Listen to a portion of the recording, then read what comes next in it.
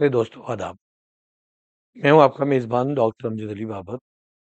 आज एक अहम खबर है उन तलबा के लिए जो 2026 में government degree colleges Jammu Kashmir में NEP 20 के तहत एडमिशन ले रहे हैं।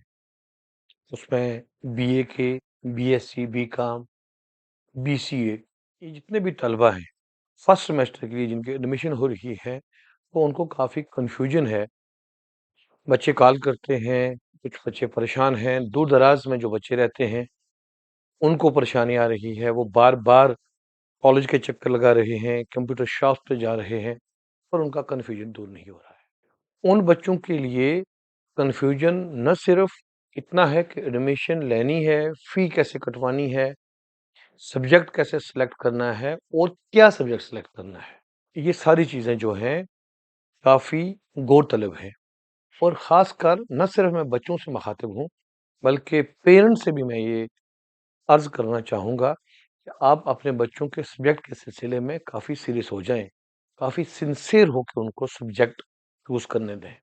देखने में आ रहा है कि बच्चे या तो आपने किसी साथी ने जो सब्जेक्ट रख लिया है, वो वही सब्जेक्ट रखता है, हालाँकि 2 लोगों का, 2 भाइयों का टेस्ट एक जैसा नहीं हो सकता है।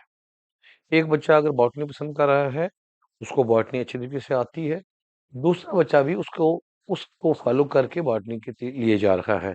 और हमने ये देखा है कि उस बच्चे को उस सब्जेक्ट में कोई इंटरेस्ट ही नहीं है। कोई ज़ूलॉजी में जा रहा है तो उसको ज़ूलॉजी का इंटरेस्ट नहीं है, वो किसी के देखा-देखी जा रहा है। इसी तरीके से ह्यूमैनिटीज़ में पॉलिटिकल साइंस, हिस्ट्री, सोशियोलॉजी या जो दूसरे जो सब्जेक्ट्स हैं, बच्चे सिर्फ़ एक को देख के दूसरा रख रहा है। पहले हर बच्चा अपनी स्ट्रेंथ देखे, किसी पढ़े-लिखे के पास जाए, जिन लेक्चरर साहिबान से उन्होंने अपने स्कूल में तालीम हासिल की है, उनके साथ मशवरा करें, खुले दिल से मशवरा करें और फिर अगर ये भी मुमकिन नहीं है, तो कॉलेज में एक टीम बैठी है, किसी भी प्रोफ़ेसर के पास वो आएँ, वो अपनी स्ट्रेंथ जानें, वो मशवरा लें कि उनको किस सब्जेक्ट में एडमिशन लेनी है। और पेरेंट्स से यही रिक्वेस्ट रहेगी कि वो अपने बच्चों का थोड़ा साथ दें, उनके साथ आएँ, बच्चों में थोड़ी-सी शाइनेस होती है, वो बात खुलकर नहीं कर सकते, आप टीचर्स के पास आएँ।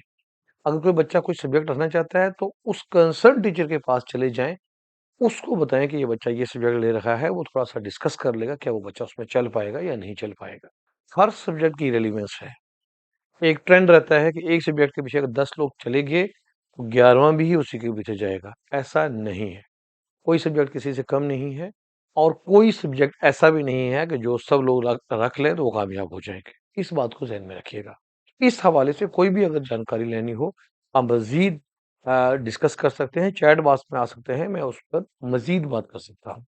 अगर आपको लाइव सेशन चाहिए तो लाइव सेशन भी हो सकता है और अगर आपको ऑफ़लाइन आके बात करनी है तो आप प्लीज़ कॉलेज टाइम में कॉलेज में तशरीफ़ लाइए, आपका सारा कन्फ्यूज़न दूर किया जाएगा। अब दूसरी बात रही कि NEP में जब आपने सब्जेक्ट चूज़ कर लिया, अब आपकी फ़ी जो है आपने देनी है, तो बच्चों को ये कन्फ्यूज़न आ रहा है कि फ़ी दें कितनी? जैसे कि आप देखते हैं कि साइंस स्ट्रीम में थोड़ी-सी ज़्यादा हाई फ़ी होती है क्योंकि वहाँ प्रैक्टिकल्स भी होते हैं, इसी तरीके से लैंग्वेजेज़ की थोड़ी डाउन होती है, तो दूसरे सब्जेक्ट थोड़े-से फ्रिक्शन उनकी रहती है। अब बच्चे आके पूछते हैं कि हम कितनी फ़ी कटवाएँ? और बच्चों ने एक और बात जो की है, इस बार कॉलेजेस में, सभी कॉलेजेस में यूटी में ये रखा था कि कॉलेज के अंदर से ही रजिस्ट्रेशन की जा रही थी। लेकिन बच्चों ने फिर वही एक को देखी दूसरा, बच्चे कंप्यूटर शॉप पर चले गए, शॉप से अक्सर एरर होते हैं और वो एरर हुए हैं।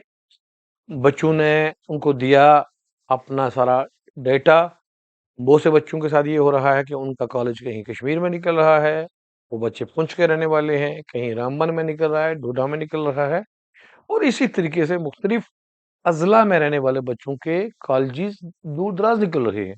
और कुछ पेरेंट्स से बात हुई जब उन्होंने कॉल की, उनको ये लगा कि उनके बच्चे का कॉलेज आया ही आउट ऑफ डिस्ट्रिक्ट है। हालाँकि ऐसा नहीं है, जिन बच्चों को पहली चॉइस मिली है, जिन बच्चों की अच्छी परसेंटेज है, उनको अपने ही कॉलेजेस मिले हैं और बाहर के कॉलेजेस मिल भी सकते हैं। मान लो कि अगर एक लोकेलिटी वाले कॉलेज में आपका सब्जेक्ट नहीं है या उसकी सीटें सारी फिल हो गई हैं, तो आप सेकंड कॉलेज में जा सकते हो, लेकिन जब तक कॉलेज में सीट है तो आपको जाने की ज़रूरत नहीं है। क्योंकि वहाँ पर कॉलेज का प्रेफ़रेंस भी इस बार रखा गया था। आप जहाँ सब्जेक्ट मेजर जब आप अपना ऑप्ट करेंगे, साथ-साथ आपको कॉलेज का प्रेफ़रेंस भी बना है। बच्चों ने वहाँ गलतियाँ की हैं, जिसकी वजह से उनको खमियाज़ा भुगतना पड़ रहा है।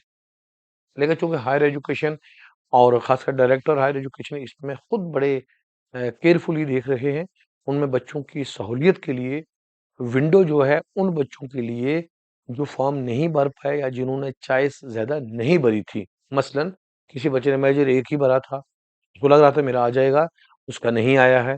किसी ने 2 भरे थे कि भाई 1 नहीं होगा तो दूसरा हो जाएगा, दोनों में नहीं आया है। उनके लिए ये है कि वो अब 8 तारीख से 10 तारीख के बीच में आप फिर से एक बार भर सकते हैं, रजिस्ट्रेशन कर सकते हैं। सेकंड, जिन बच्चों को फर्स्ट चॉइस मिल चुकी है और उन्होंने एडमिशन नहीं लिया, यानी उन्होंने फ़ी नहीं कटवाई है, जो फ़ी उनको कल तक कटवा लेनी है, तो अगर वो नहीं कटवाएँगे तो उनकी जो है वो सीट स्किप होके दूसरे कैंडिडेट को चली जाएगी और अब वो अगर फिर एडमिशन लेना चाहेंगे, तो वो ऑन स्पॉट एक एडमिशन होगी, जिसके लिए अलग से रजिस्ट्रेशन करनी पड़ेगी। लेकिन उसको स्पॉट एडमिशन का नाम दिया गया है, यानी कि जो बच्चे पहले रजिस्टर नहीं थे, उन बच्चों में उसकी एडमिशन हो सकती है, लेकिन वो सारी एडमिशन हो जाने के बाद। और उसमें ये भी रहेगा कि अगर सब्जेक्ट वो अपनी चॉइस का कोई बच्चा लेना चाहता है, लेकिन वो सारी सीटें फिल हो चुकी हैं, तो फिर शायद उसको उसकी पहली चॉइस ना मिले, इस बात का ध्यान रखें। अब एक और अहम मसला जो मैं बात करना चाहता हूँ, वो ये है कि भई फ़ी कितनी कटनी है, जो पहले मैंने बात की। फ़ी जो है पहले एक फिक्स होती थी कि इतनी फ़ी कटनी है, इतनी फ़ी साइंस की है, इतनी आर्ट्स की है। अब जब जिस आईडी से आपने लॉगिन किया है, जिस आईडी से आपने रजिस्टर किया है, आप उसी आईडी पे जाएँगे, आप फ़ॉर्म खोलेंगे, आपका पोर्टल खुलेगा, खुलने के बाद आपको 3 ऑप्शन नज़र आएँगे, एक डाउनलोड का ऑप्शन नज़र आएगा, एक बैक का नज़र आएगा, एक पे का नज़र आएगा। अपने फॉर्म डाउनलोड अगर करना चाहें तो डाउनलोड पे जाएँगे। अगर आप वहाँ से फिर बैक करना चाहते हो, पीछे जाना चाहते हो तो पीछे जा सकते हो और अगर आपका सब कुछ ठीक है, आप पे जाएँगे। पे पे जब आप क्लिक करेंगे तो वो फेच होके अकाउंट पे चला जाएगा और आपकी फ़ी खुद ब खुद जितनी आपके सब्जेक्ट की ज़रूरत है, वो फ़ी आपको वहाँ आ जाएगी, आप पे कर सकते हैं। पे का एक और मसला है, बहुत से बच्चे माना आप पढ़े-लिखे बच्चे हैं, आप 12th करके आ रहे हैं, आप आके दुकानों से, कंप्यूटर शॉप से पे कर रहे हैं, और उनको कैश में पैसा दे रहे हैं और कंप्यूटर शॉप्स पे आपसे अलग से 100 डेढ़ सौ रुपए लिया जा रहा है, जो वो लोग वो उनका तो बिज़नेस है, उन्होंने तो करना है, उसमें गलत बात नहीं है। लेकिन यही पेमेंट अपने घर से आप कर सकते हैं, जिसमें आपको 100 डेढ़ सौ, 200 रुपया वो बचेगा, फिर आपको आने-जाने का खर्चा बचेगा, फिर आपका एक पूरा दिन बचेगा।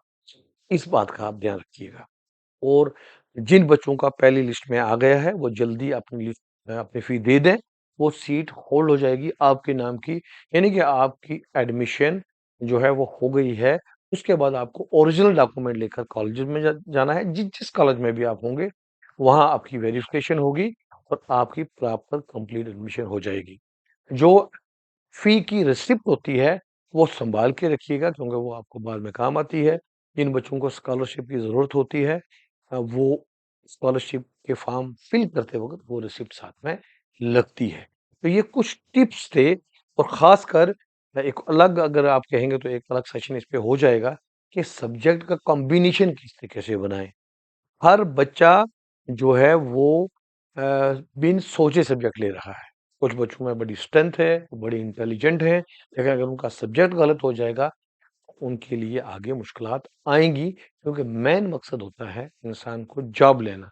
आप जॉब कहाँ से ले पाएँगे, आप किस एरिया में आप रेस्टोरेंट बना सकते हैं, इसका भी आप ध्यान रखिएगा कि ये अगर आपके लिए फ़ायदेमंद रहे ये सेशन, आप ज़रूर दूसरे दोस्तों में भी शेयर कीजिएगा और कुछ आपकी मज़ीद क्वेरी हों, वो चैट बॉक्स में ज़रूर लिखिएगा। इंशाअल्लाह मैं बहुत जल्द एक बार फिर आपके जवाबात लेकर हाज़िर होऊँगा।